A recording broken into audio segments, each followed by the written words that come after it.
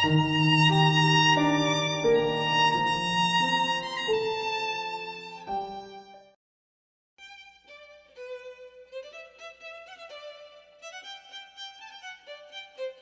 station was built by the Muswell Hill Railway and opened on 24th May 1873, along with Alexandra Palace. However, when the palace burned down after 2 weeks of opening, the train service was considerably reduced and from 1st August 1873 was stopped for almost 2 years whilst the palace was rebuilt. The station again opened on 1st May 1875, but there were several further periods of temporary closure due to lack of demand, including from August 1882 to March 1885 and September 1885 to May 1889. When it reopened again in March 1891 after another closure, it was renamed Alexandra Park in reference to the wider area rather than just the palace, in order to stoke higher demand. The increased demand did not materialize, and the original Alexandra Palace name was restored in 1898.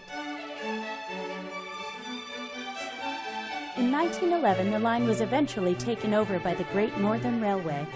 During the 1921 Railways Act created the Big Four railway companies, the line was, from 1923, part of the London and North Eastern Railway, LNER.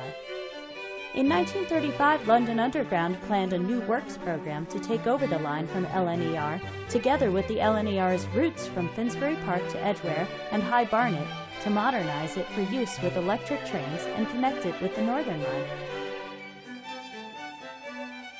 Works to modernize the entire track began during the late 1930s and were well advanced when they were interrupted and halted by the Second World War. Works were completed from Highgate to High Barnet and Mill Hill East, and that section was incorporated into the Northern Line.